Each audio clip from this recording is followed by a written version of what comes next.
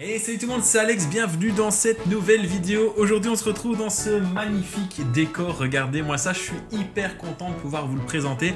J'espère qu'il vous plaît, je vous invite à aller un petit peu à la recherche des différents mystères de ce décor. Trêve de bavardage, on est parti aujourd'hui pour regarder la vidéo de la course de Nechin, course élite avec vraiment le haut du panier, un des niveaux amateurs les plus durs du monde. On est en Belgique, on est à la frontière française et aujourd'hui c'est Ride to Survive, vraiment on va survivre le plus longtemps possible. Souvenez-vous, pour la série Cup, comme un pro, on s'entraîne comme un pro et l'objectif, un des deux objectifs, c'est de finir une course élite. Bah là, c'est début de saison, c'est l'occasion d'aller voir un petit peu le niveau et voir quels sont les points à améliorer pour terminer cet objectif de la série Cup. Sur la dernière vidéo, on a fait plus de 100 likes en 24 heures, les amis. Est-ce que je peux compter sur vous pour battre 150 likes en 24 heures sur cette vidéo? Mets le pouce bleu, c'est hyper important, on essaye de battre ce record et n'hésite pas à mettre un commentaire, je réponds à tout le monde. On est parti donc pour cette course de Nechin, 116 km de course avec un gros rythme, une course internationale vu qu'au départ il y a des Canadiens, des Japonais, des Norvégiens, des Danois, évidemment des Belges, quelques Français. On n'oublie pas nos amis venus d'Angleterre, des coureurs allemands. Ça fait donc pas mal de nationalités pour se lancer sur ces 116 km. Voyons combien de temps j'ai tenu sur cette compétition, voyons les erreurs à ne pas commettre. On se retrouve dans ce studio après l'analyse de cette course. Allez, c'est parti, on s'installe confortablement. Je vais prendre un ton de voix un petit peu plus cool sur cette course qui pourtant, elle, était très rapide. Parce que je sais, vous me l'avez dit, vous êtes très nombreux à regarder mes vidéos dans votre lit. Alors, comme la semaine dernière, une vidéo avec la caméra arrière, vous le savez, la tâche était toujours pas arrivée. Entre-temps, c'est fait, donc vous inquiétez pas, sur la prochaine vidéo de course, on aura la caméra avant. Mais c'est bien parce que ça nous permet de savoir et de voir un petit peu comment ça se passe derrière, l'angle de vue est un peu différent. Et ça nous permet de voir tout simplement la tête de ces champions, parce que là, on est sur un niveau de course qui est énorme, qui est phénoménal. Alors vous le savez, il y avait très peu de chances que je termine cette course, surtout que c'était pas prévu que j'y aille. Donc je vais faire une trentaine de kilomètres sur les 120 annoncés. Donc voilà, un quart de course. C'est pas si mal, mais je peux faire mieux. Sur cette course, j'ai un gros goût de trop peu. En fait, ça roule très différemment que dans les autres courses. Ça roule très vite, mais ça roule avec moins de changements de rythme. Ça veut dire qu'on a l'impression que tout le monde se balade tout le temps, alors que ça roule très très fort, alors que ça fait des petits coucous à la caméra. Derrière, en maillot rouge, on a un coureur, Pierrick Vernier, du Bruxelles Cycling Team, que vous pouvez voir ici. On avait des autres beaux noms, Elias Van Brussegem, qui a été professionnel chez Cycling Sport Vlaanderen. Il y en avait d'autres. On avait aussi l'équipe UnoX avec son armada norvégien, la team Asia avec son armada japonais, Gauthier Jérôme, le Canadien de chez EcoFlow Chronos. Enfin, vraiment, je ne peux pas tout citer, tellement il y avait du beau monde. On avait aussi quelques bons coureurs wallons. Ici, on voit l'équipe de Pontassel avec Corentin Kertamont et avec ses lunettes jaunes là, juste derrière moi. Donc vraiment beaucoup de monde. On a un coureur là, le maillot bleu avec le vélo jaune-orange et le casque blanc, c'est un coureur de l'équipe Titema tout simplement du youtubeur du même nom. Donc vraiment du beau monde. Je vous place un petit peu le contexte. On est sur une grosse présence de monstres, tout simplement. On est sur un circuit avec en partie des chemins de remembrement avec des zigzags un petit peu difficiles à négocier et où ça roule très très vite, et une autre partie avec des lignes droites plutôt larges.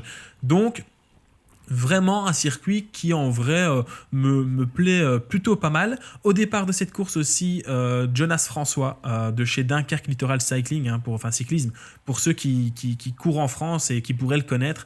C'est une équipe d'Hénin dans le nord de la France avec qui ce coureur Jonas François, j'ai pu partager quelques kilomètres à l'entraînement il y a quelques semaines. Donc franchement, plutôt pas mal. Alors vous voyez que les routes sont pas très larges et là on va se faire une petite frayeur parce que ça va freiner très fort d'un coup.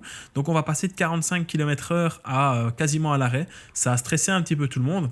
Et en fait, quand je vous dis que je suis un petit peu déçu sur ce circuit, c'est que je pense que j'ai raté ma course plus pour des raisons de stress et de difficulté à gérer l'allure et la façon de rouler dans cette catégorie, parce qu'en fait les gars roulent vraiment comme des fous. Voilà, c'est là ici le freinage. Ils roulent vraiment comme des fous. Ils débranchent jamais, ils freinent pas, ils passent n'importe où, n'importe comment, mais il n'y a pas de chute. Enfin, ils savent se contrôler, ils savent ce qu'ils font. Mais quand on n'a pas l'habitude, c'est assez impressionnant. Moi, ça faisait très longtemps que j'avais plus couru à ce niveau-là. Ça faisait 4 ans, 5 ans que j'avais pas couru à ce niveau-là. Donc franchement, très très difficile d'y revenir. Donc le point positif, c'est que je sens et je suis certain que je vais finir une course élite avant la fin de l'année. Le point négatif, c'est que je suis parti de là en disant au coach, je suis vraiment très très très déçu de ma performance parce que j'aurais pu faire mieux et je pense que j'aurais pu au moins tenir bien plus longtemps et au mieux j'aurais pu terminer. Encore ici un gros freinage, regardez-moi ça, on est quasiment à l'arrêt, ça freine très très fort. Mais, oh là, pardon, j'ai mis un coup dans le micro, je suis désolé pour vos petites oreilles. Ce que je voulais dire, c'est que ça relance, mais regardez, ça relance pas si fort que ça. Alors oui, ok, c'est 660, c'est 700 watts, c'est quand même déjà pas mal. Mais quand on voit certaines relances en EDH, on est obligé de mettre 1000 watts et après ça ralentit. Mais ici, en fait, ça réaccélère lentement et une fois que c'est posé, eh ben, on garde le rythme et il suffit de suivre dans les roues. Alors vous allez voir que ici, je suis placé plus ou moins au milieu de peloton. Hein. Il y avait à peu près une centaine de coureurs, ça aussi, il fallait le prendre en compte. Mais ça veut dire que je suis première partie du peloton. Là. Allez, sur 80, je suis première partie du peloton, au milieu plus ou moins. Mais je vais vite reculer parce que sur le retour, on va avoir des zigzags assez impressionnants que je vais détester parce qu'en fait, les gars, ils passaient dans ces fameux zigzags à une vitesse dingue. Et moi, j'avais vraiment pas l'habitude de passer aussi vite. Et donc, je vais pas du tout être rassuré. Je vais même être apeuré. Je vais me crisper et donc ça va être très compliqué. Alors ici, on a une première grosse accélération. En fait, là maintenant, à partir de maintenant, là on prend vent de travers. Donc il vient de la gauche de votre écran, donc de notre droite. Et ensuite, on va prendre un virage à gauche. Et donc on aura vent de dos. Donc ça va rouler très très vite. Pour vous donner un petit peu une idée de comment ça roulait, sur les kilomètres que j'ai fait avec le peloton, on avait tout simplement 46,8 de moyenne. Donc voilà, ça vous met un petit peu le topo, alors que là, il y a un coureur norvégien de chez UnoX. Et vitesse finale de la course pour faire les 116 km, ils ont mis 2h32, donc ça fait 45,5 km/h de moyenne. Alors, c'est tout simplement la vitesse qu'il y a dans ce genre de course en élite, surtout sur un circuit relativement plat comme là. Mais imaginez bien que pour moi qui n'ai plus couru à ce niveau depuis très longtemps, la dernière fois que j'ai couru à ce niveau, j'avais 10 kg de moins, j'étais vraiment bien préparé. Donc j'ai pris une petite claque quand même, mais c'était une super chouette expérience. Donc vous voyez ici que on a toujours vent qui vient de la gauche de votre écran et moi je suis plus ou moins bien protégé. Il y a des mecs à droite, derrière il y en a certains qui sont protégés, mais derrière ces gens qui sont derrière moi, ça fait beaucoup de derrière, mais eux ils s'affilochent un petit peu. Donc ce qui est assez impressionnant, c'est que ça roule à 50 km/h, mais on est tellement aspiré par tous ces coureurs que regardez, on dirait que tout le monde se promène. Alors je vais vous assurer que moi je me promenais pas, j'ai mis encore plus de 310 watts de puissance normalisée sur cette course. Donc autant vous dire que ça roule très très très très fort. Petit moment racontage de vie, j'avais pas du tout prévu d'aller à cette course. Hein. Normalement, comme je vous disais avant de vous raconter ça, avant de démarrer la vue de cette vidéo, j'étais pas censé courir. J'ai travaillé au matin et surtout, en fait, il avait fait dégueulasse tout le temps et je me suis dit, ok, il fait beau. Il y a un signe, j'ai fini plus tôt, j'ai un changement d'horaire, c'est un signe qu'il faut que j'y aille, donc j'y ai vraiment été pour le fun, et donc c'est bien, ça me permet de prendre un peu d'expérience, parce que franchement, c'est ce que je disais à Martial, hein, donc mon coach, j'ai progressé beaucoup plus avec cette course, et la vidéo que vous voyez, en 30 km de course, au niveau placement, au niveau vitesse, au niveau entraînement, j'ai plus progressé là, que sur une course entière en EDH, parce que c'est une autre façon de rouler, ça roule plus fort, c'est vraiment très très très costaud. Donc pas déçu d'avoir été, et un goût de trop peu. Voilà, vraiment j'aurais voulu faire beaucoup mieux, mais voilà, c'est la vie, c'est comme ça. On y retournera, et on y retournera en espérant faire un résultat qui est bien meilleur. Alors regardez ici, ça roule très très fort, hein. Je ne sais pas si vous avez remarqué, mais ça fait déjà quelques centaines de mètres maintenant qu'on ne redescend plus au-dessus de 50 km/h, et grosso modo, ça va être comme ça tout le temps. En fait, le premier tour que vous voyez ici, c'est un premier tour qui a été relativement lent. C'est un peu bizarre de dire ça alors qu'on roule toujours au-dessus de 45-50 km/h, mais ça va rouler plus vite après. Il y a vraiment eu un round d'observation sur le premier tour. Je pense qu'il n'y a pas eu d'attaque à la toute fin de ce premier tour. Il y a vraiment eu un round d'observation et c'est après que ça a commencé à rouler très très vite. Alors ici, vous voyez qu'on vient de faire un droite-gauche. C'est un droite-gauche que j'ai détesté. Il y en a encore un petit peu plus loin et j'ai perdu vraiment mes moyens là-dessus. J'ai tout simplement...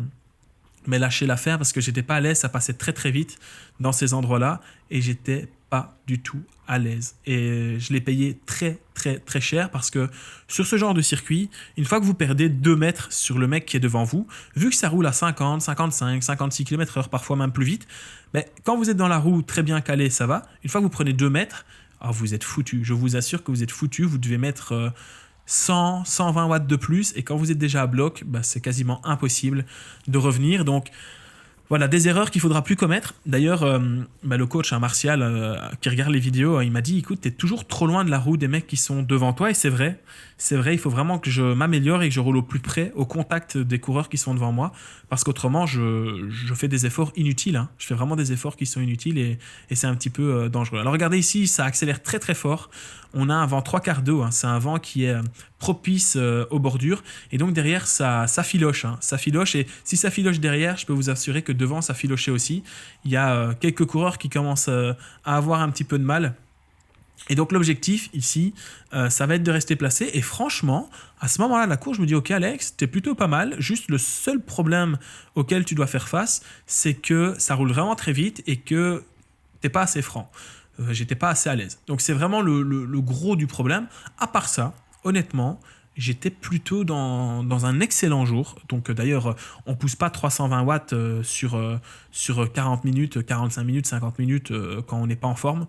Donc franchement, plutôt pas mal. Ici, on a une chouette petite relance, mais encore une fois, une relance qui me semble assez simple vu le niveau.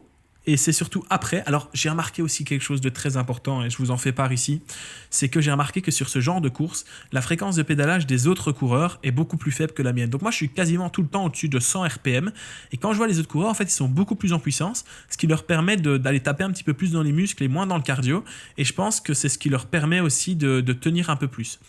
Donc pour les prochaines fois, il faudra que je fasse très attention à tenter de mettre un peu plus de force. D'ailleurs, je me suis entraîné depuis cette course à travailler un peu la force et un peu moins la vélocité, parce qu'en fait, la vélocité, dans les faits, je l'ai. Et systématiquement, l'hiver, je dis, ok, je travaille la vélocité, je travaille un peu la force, mais je mets vraiment l'accent sur la vélocité. Mais il faut que j'arrête, enfin, il ne faut pas que j'arrête, mais il faut que je diminue un peu ça, parce que je suis quelqu'un de très véloce en temps normal. Allez, c'est parti, on est dans le deuxième tour, et alors je voulais laisser aussi, parce que c'est ici que ça va accélérer extrêmement vite, extrêmement fort. Et c'est ici qu'on va voir deux choses. Premièrement, que l'infile indienne qui s'est créée derrière moi dans la partie vent 3/4 d'eau, elle ne va pas se résorber. Maintenant, ça va toujours être sauf qu'il peut. Regardez le coureur qui est derrière là, de la Team Asia, il a du mal à reboucher le trou. Ici, on a sur la gauche de l'écran deux coureurs de chez KDM qui vont passer, grosse équipe élite, donc ils vont aller se replacer. Mais moi là, je vais pas vous mentir, alors il n'y a pas le cardio parce que j'avais plus de pile cardio. Entre-temps, c'est changé aussi pour la prochaine course, il y aura. Mais j'étais à bloc. Là maintenant, à partir de maintenant, ce deuxième tour, je me dis, ok, le premier tour, en fait, c'était l'échauffement. Là, je suis à bloc, de chez à bloc. Donc, je ne peux pas remonter. Je ne peux pas remonter, c'est impossible. Je suis obligé de tout faire déjà juste pour garder ma place. Et c'est ce que je vais tenter de faire. Alors ici, on a un passage dangereux. Il était signalé comme passage dangereux. Donc encore une fois, hein, c'est un gauche-droite un peu mal foutu. Alors si vous passez à l'entraînement, vous dites ok, il n'y a pas de problème, ça passe. Mais quand vous passez en course comme ça et que vous arrivez à 50 km/h et que vous devez faire un flip-flop à bloc, franchement, c'est assez impressionnant quand on n'a pas l'habitude. Et je fais partie des coureurs qui n'ont pas l'habitude. D'ailleurs, je tiens à remercier la FCWB et l'organisation de la course qui a permis que je prenne le départ de cette course et qui a permis à peu près tous les coureurs Elite 3 de prendre le départ de cette course qui est normalement exclusivement pour les Elite 2 et les U23, hein, des équipes Continental Pro professionnelles ou tout simplement pour les coureurs Espoir. C'est une course Espoir Elite. C'est le plus haut niveau qui est disponible en Belgique. Au-dessus de ce niveau-là, c'est les professionnels. Donc... merci d'avoir laissé la chance aux coureurs de Elite 3 d'avoir pu passer un petit mercredi après-midi à faire la guerre avec le meilleur niveau belge, tout simplement amateur. Ça fait toujours plaisir de pouvoir prendre le départ de ce genre de course. Alors ici, on a un petit ralentissement. Alors le truc, vous allez me dire, il faut profiter pour remonter. Ouais, sauf que la route est étroite et en fait c'est quasiment impossible de remonter, il y a tellement de gens devant. Alors les mecs, ils arrivent à passer, hein, mais moi j'arrivais pas du tout à passer. Le coureur que vous voyez, alors pas juste derrière moi ici en bleu et noir, mais le coureur qui est un peu derrière avec un casque blanc, donc pas blanc et noir, hein, là ici, en bleu sur la droite de votre écran entre les deux coureurs, on le reverra peut-être un petit peu mieux après, c'est Elias Van Brussegem, hein, donc le coureur qui a été professionnel, c'est un coureur qui a 5-6 ans de plus que moi, qui tout simplement a remporté cette course. Donc il faut savoir qu'il n'y a pas eu d'échappée avant le dernier tour. C'est dans le dernier tour que l'échappée s'est formée et ils ont réussi à prendre à peu près une bonne minute d'avance et à aller 50 secondes. Ils ont pris 50 secondes d'avance sur les 2 derniers tours, donc sur les 15 derniers kilomètres, et c'est lui qui va aller s'imposer au sprint face à Sorbo Magnus, le coureur norvégien de chez Ringerike, de chez Van de Velde Jentel, qui court en individuel. Et dans l'échappée, il y avait aussi 3 autres coureurs. Il y avait Matthias Van Ovenberg, Julien Van der Brand et Celle Gall. Donc voilà, que des néerlandophones. Hein. Pour trouver le premier francophone, il faut aller voir à la 14e place avec Nicolas Marthe de chez Team Mini Discar. Et francophone, il y a aussi Gauthier Jérôme, le Canadien de chez Ecoflow Chronos. Puis après, je pense que derrière lui, c'est le français Carpentier Florian de chez Ecoflow Chronos. Jérôme Bonny de chez Charlie Metacled et Jonas François forcément qui finit à la 24e place de chez Dunkerque. Donc beaucoup de coureurs néerlandophones qui trustent les premières positions. Regardez, on le voit ici, le coureur avec son casque blanc, là, le haut bleu clair et le cuissard brun qui est 2 places derrière moi. Eh ben, c'est lui qui va remporter la course. Et pourtant, regardez, là, il est très mal placé, sa bordure. Là, c'est là que j'avais du mal. Là, c'est très, très, très costaud. Là, je me demande vraiment ce qui se passe. Là, c'est très compliqué. Je suis cuit. Les jambes ne répondent plus. Je suis asphyxié. Et donc, il y a une grosse cassure qui va s'opérer. Il y a certains coureurs, en fait, les plus forts, vraiment les mecs qui sont capables de gagner ce genre de course, qui vont remonter. Mais regardez ici le nombre de places que je perds. Pourtant, je ne fais pas d'erreur. Donc, je ne suis pas assez fort. Mais je veux dire, j'ai sûrement fait une erreur. Mais je suis bien à la droite de l'écran. Donc, les coureurs passent à ma droite à moi et donc à la gauche de votre écran. C'est-à-dire que je suis protégé du vent.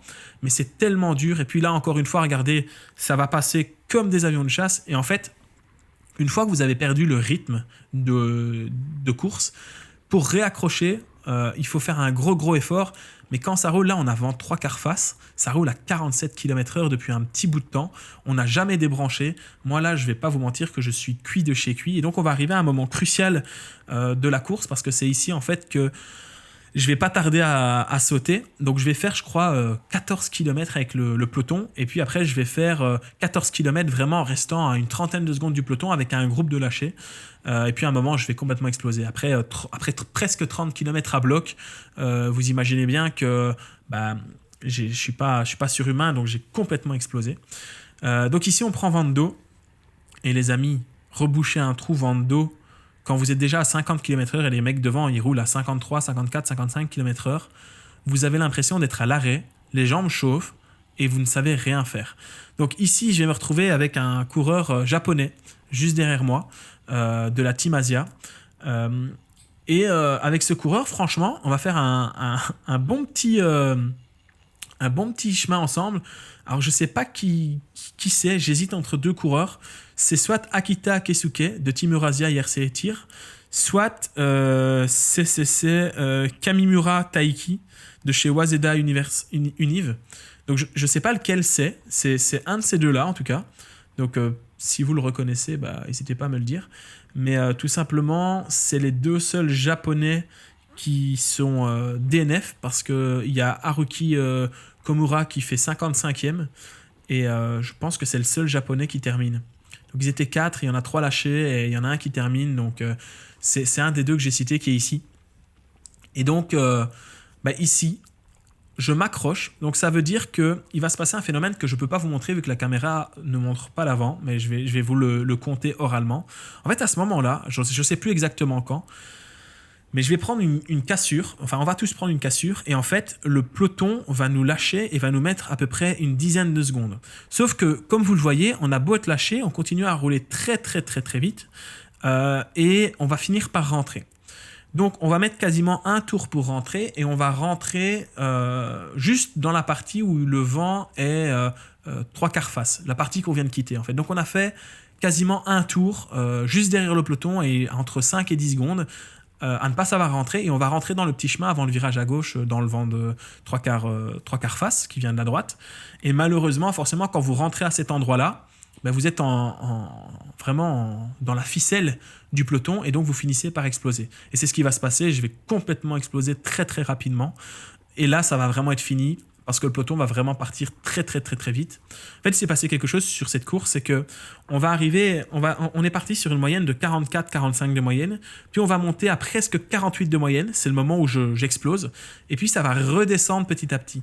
Donc je pense que si j'avais réussi à tenir au moment crucial qui s'est déroulé entre le kilomètre 8 et le kilomètre 20, si j'avais tenu là, je pense que après ça a un ralenti et j'aurais peut-être pu tenir. Alors avec des scies, on mettrait Paris en bouteille, hein, on va pas refaire l'histoire, mais j'ai vraiment un goût de trop peu et j'ai envie d'y retourner, j'ai envie d'y aller. Regardez derrière maintenant, tout le monde se regarde, tout le monde veut passer. Alors là je prends des relais, hein. Donc là je prends des relais, je vais me faire relayer également parce qu'on est vraiment pas loin du peloton vu qu'on va finir par rentrer. Donc plutôt satisfait. Mais malheureusement, voilà, on va rentrer, comme je vous le disais, au pire des endroits, et puis tout le groupe va sauter en fait. Il y a la plupart du groupe qui va sauter, et le nombre d'efforts que vous faites quand vous êtes dans la ficelle ici, c'est impressionnant. Moi je disais en EDH, oui, dans la ficelle, c'est l'endroit où il faut pas aller, il faut pas y être parce que ça peut être très très dur. Mais en fait, oui, c'est une chose. Mais quand vous êtes dans la fameuse bulle à l'avant du peloton, je vous jure, les mecs, ils avaient l'air de rouler tranquille, ils relançaient quasiment jamais. Ils étaient assis sur leur selle, main en haut du guidon, en papotant, en roulant à 45 de moyenne. Après, on est sur des gars qui, soit ont les capacités de devenir professionnels, soit ont été professionnels. Donc, ou appartiennent à des équipes professionnelles, mais sont encore espoirs, donc sont au départ de ces courses-là. C'est le cas par exemple de la réserve de chez Team Wallonie-Bruxelles. Il y avait un de leurs coureurs qui était là. J'ai oublié son prénom, mais il me semble que c'est Thibaut Bernard qui finit 54e, qui est né en 2003 et donc il est U23 et il est dans la réserve, il est dans l'équipe espoir de chez Wallonie-Bruxelles. Donc ça fait quand même... voilà, c'est des gars qui ont la possibilité, qui ont les capacités surtout pour devenir professionnels. Donc voilà, il faut faire face à ce genre de gars qui parfois ne font que du vélo. Je prends le cas par exemple de Jonas François qui court à Dunkerque, et c'est le cas de pas mal de coureurs qui étaient présents ce jour-là. En fait, ils roulent à vélo, ils ne font que ça. Donc il y a quand même un petit monde de différence. Mais c'est hyper cool de pouvoir rouler avec ces coureurs. Alors regardez, on est dans le 3e tour, on est en train de rentrer sur le peloton, donc c'est à cet endroit-là plus ou moins qu'on va rentrer. On va rentrer dans un virage ici dans quelques temps, mais je suis vraiment le dernier du groupe ici, donc voilà, c'est moi qui ferme la route. Ceci est le dernier coureur de la course. Je suis toujours accompagné du coureur japonais qui est avec moi, et devant nous, on a le peloton. Donc voilà, ici on rentre. Voilà. Donc à cet endroit-ci, on va rentrer sur le peloton. Alors il y a une grosse accélération parce que devant, justement, on essaye de faire la jonction. C'est ici que le coureur japonais, regardez le trou qu'il prend. En même temps, il fallait rester dans la roue, hein. C'est ce que je disais tout à l'heure. Si vous décrochez un petit peu de la roue, imaginez, déjà moi là je mets 600 watts alors que je suis dans les roues. Allez, je mets 500 watts maintenant. Imaginez-le, lui tout seul là-bas, il doit être à des watts bien plus élevés que moi, mais malheureusement pour lui, je crois qu'à partir de ce moment-là, on ne le verra plus. En fait, ce qui va se passer, c'est que nous allons bientôt reprendre le vent 3/4 face, hein. On va avoir notre fameux virage à gauche, et là je vais dire bye bye. Parce que, en fait, ici, je viens de rentrer, il me reste que quelques secondes pour récupérer avant de prendre le virage, et au moment où je vais prendre le virage, là je vais prendre vraiment la cassure ultime, finale. Donc au total, j'aurais tenu un peu moins de 17 km avec ce premier groupe, et honnêtement, je l'ai dit, hein, mais je le répète, j'ai vraiment un gros goût de trop peu avec cette compétition. J'aurais voulu faire beaucoup mieux.